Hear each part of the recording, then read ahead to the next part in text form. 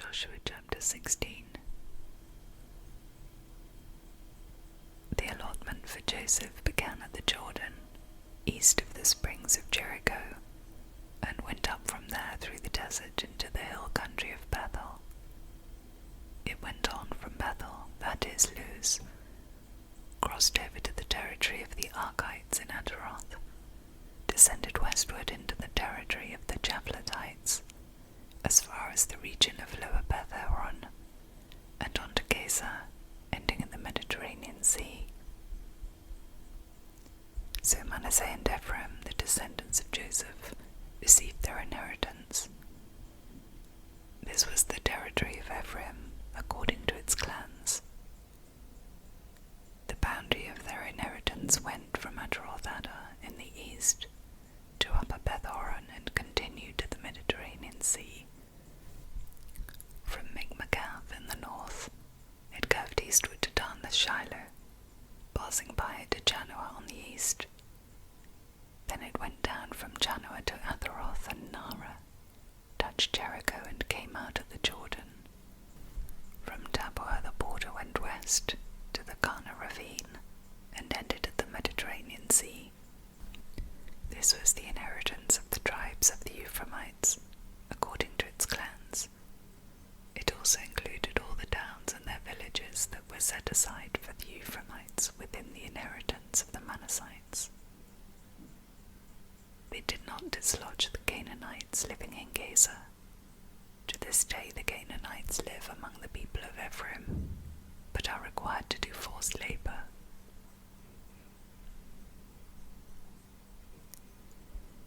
This was the allotment for the tribe of Manasseh as Joseph's firstborn, that is, for Machir, Manasseh's firstborn. Machir was the ancestor of the Gileadites, who had received Gilead and Bashan, because the Machirites were great soldiers. So this allotment was for the rest of the people of Manasseh, the clans of Abiezer, Helek, Asriel, Shechem, Hefer, and Shemedah.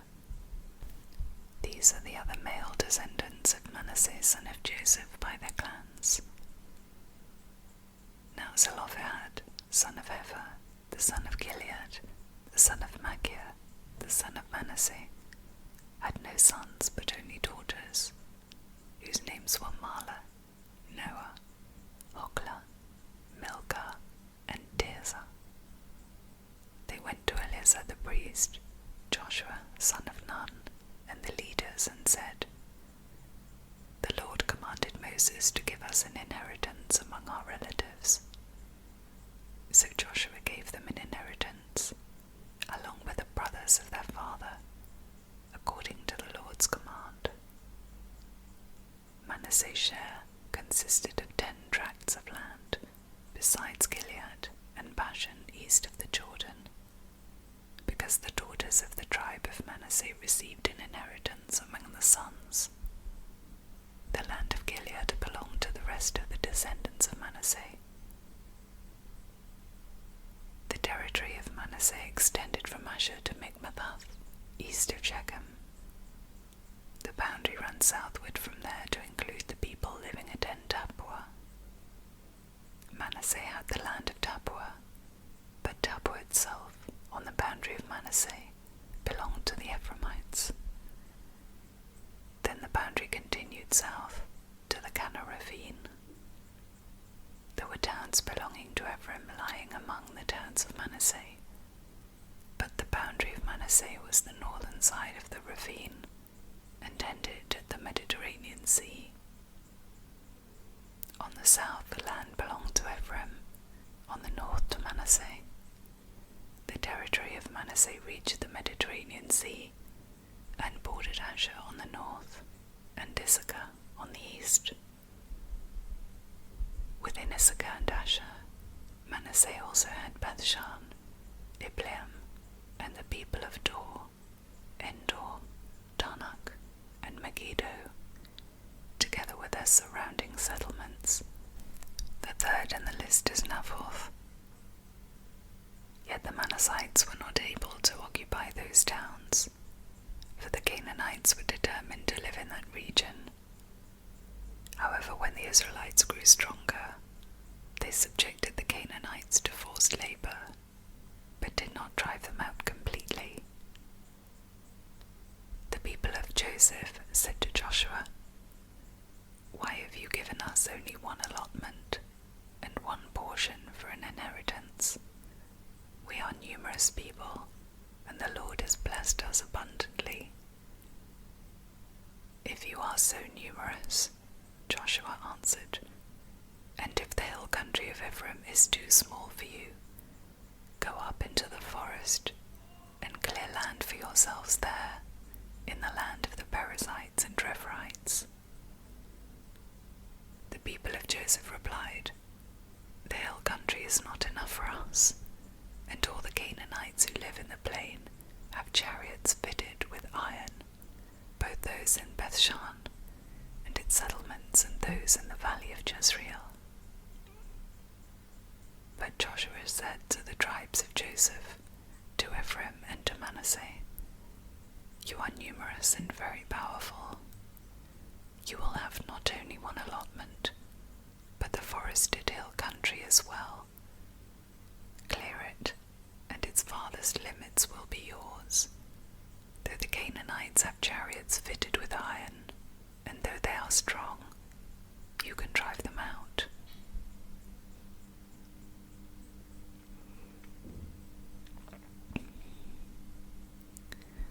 The whole assembly of the Israelites gathered at Shiloh and set up the tent of meeting there. The country was brought under their control, but there were still 7 Israelite tribes who had not yet received their inheritance. So Joshua said to the Israelites, "How long will you wait before you begin to take possession of the land that the Lord, the God of your ancestors, has given you? Appoint 3 men from each tribe. I will send them out to make a survey of the land and to write a description of it, according to the inheritance of each. Then they will return to me. You are to divide the land into 7 parts.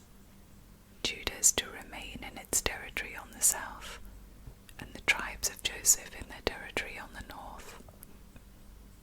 After you have written descriptions of the 7 parts of the land, bring them here to me, and I will cast lots for you in the presence of the Lord our God. The Levites, however, do not get a portion among you, because the priestly service of the Lord is their inheritance. And Gad, Reuben, and the half-tribe of Manasseh have already received their inheritance on the east side of the Jordan. Moses, the servant of the Lord, gave it to them."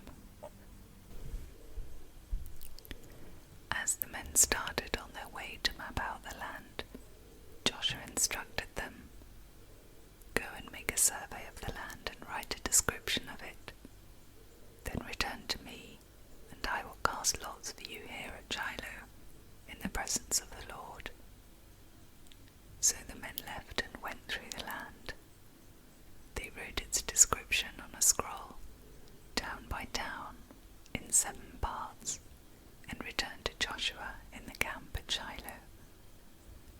Joshua then cast lots for them in Shiloh, in the presence of the Lord, and there he distributed the land to the Israelites, according to their tribal divisions.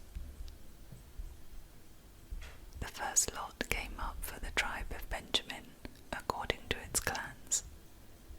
Their allotted territory lay between the tribes of Judah and Joseph. On the north side, their boundary began at the Jordan, past the northern slope of Jericho, and headed west into the hill country, coming out at the wilderness of Bethaven. From there it crossed to the south slope of Luz, that is Bethel, and went down to Ataroth Adar on the hill south of Lower Beth-horon. From the hill facing Beth-horon on the south, the boundary turned south along the western side and came out at Kiriath-Baal, that is Kiriath-Jearim, the town of the people of Judah. This was the western side. The southern side began at the outside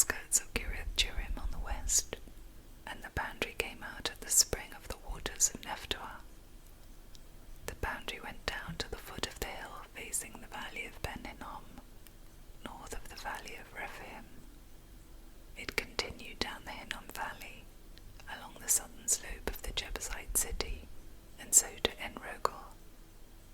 It then curved north, went to En-Shemesh, continued to Geliloth, which faces the pass of Adumim, and ran down to the stone of Bohan, son of Reboen.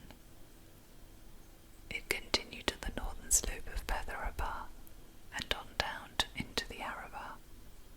It then went to the northern slope of Beth-hoglah, and came out at the northern bay of the Dead Sea, at the mouth of the Jordan in the south. This was the southern boundary. The Jordan formed the boundary on the eastern side. These were the boundaries that marked out the inheritance of the clans of Benjamin on all sides. The tribe of Benjamin, according to its clans, had the following towns: Jericho, Beth-hoglah, Emek-keziz, Beth-arabah, Zemaraim, Bethel, Avim, Para, Ophrah, Gepher-ammonai, Ophni, and Geba, 12 towns and their villages. Gibeon, Ramah, Beeroth, Mizpah, Kevirah, Moza, Rechem, Irpeel, Taralah, Selah, Hilev, the Jebusite city, that is Jerusalem, Gibeah and Kiriath, 14 towns and their villages. This was the inheritance of Benjamin for its clans.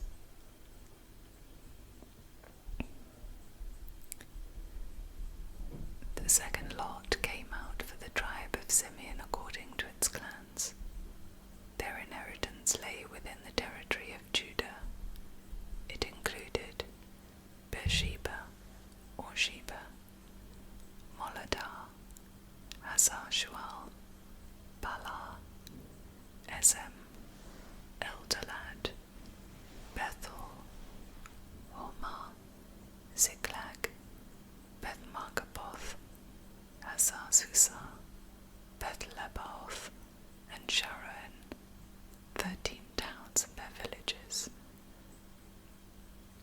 Ain, Rimmon, Ether, and Ashan, 4 towns and their villages, and all the villages around these towns as far as Baalath-beer, Ramah and the Negev.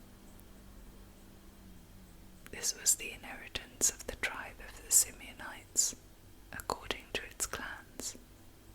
The inheritance of the Simeonites was taken from the share of Judah, because Judah's portion was more than they needed.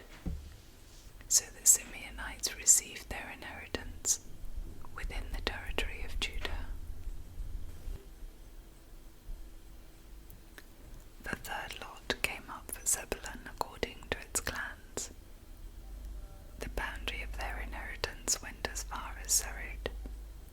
Going west it ran to Maralah, touched Dabasheth, and extended to the ravine near Jokneam. It turned east from Sered toward the sunrise to the territory of Gizloth-Tabor, and went on to Dabaroth and up to Japhia. Then it continued eastward to Gath-hefer and Eth-kazin. It came out at Rimmon and turned toward Ner. There the boundary went around on the north to Hanathon, and ended at the valley of Iphtha-el. Included were Kedar, Nahalal, Shimron, Idalah, and Bethlehem. There were 12 towns and their villages.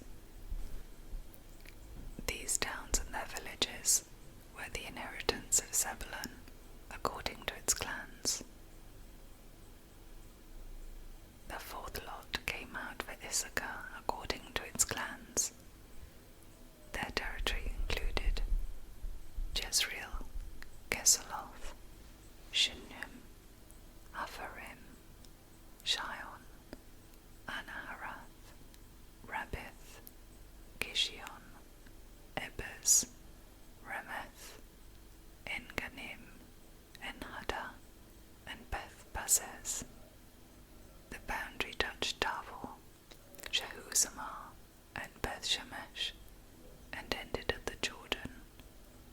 There were 16 towns and their villages. These towns and their villages were the inheritance of the tribe of Issachar, according to its clans. The fifth lot came out for the tribe of Asher according to its clans. Their territory included Helkath, Hali, Beten, Akshaph, Alamelech, Amad, and Mishal. On the west the boundary touched Carmel and Shihor-Libnath. It then turned east towards Beth-Dagon, touched Zebulun and the valley of Iftar-El, and went north to Beth-Emek and Neiel, passing Kabul on the left. It went to Abdon, Rehob, Hammon, and Kana, as far as Greater Sidon. The boundary then turned back toward Ramah, and went to the fortified city of Tyre, turned toward Hosha, and came out at the Mediterranean Sea, in the region of Askip, Umar, Aphek, and Rehob. There were 22 towns and their villages. These towns and their villages were the inheritance of the tribe of Asher, according to its clans. The sixth lot came out for Naphtali according to its clans. Their boundary went from Eleph and the large tree in Sananim, passing Adami Negeb and Jabneel to Lagom, and ending at the Jordan.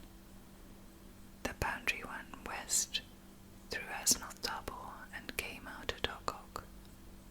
It touched Zebulun on the south, Asher on the west, and the Jordan on the east.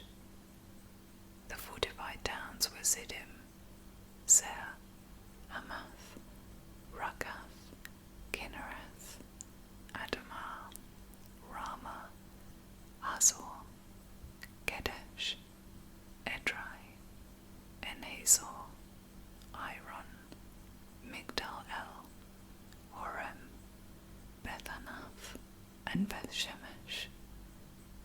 There were 19 towns and their villages. These towns and their villages were the inheritance of the tribe of Naphtali, according to its clans. The seventh lot came out for the tribe of Dan, according to its clans. The territory of their inheritance included Zorah, Eshtaol, Eshemesh, Shaalabin, Aijalon, Ithla, Elon, Timnah, Ekron, Eldekah, Gibbethon, Baalath, Jehud, Ben-Barak, Gathrimmon, Mejargon, and Rakon, with the area facing Joppa. When the territory of the Danites was lost to them, they went up and attacked Leshem, took it, put it to the sword, and occupied it.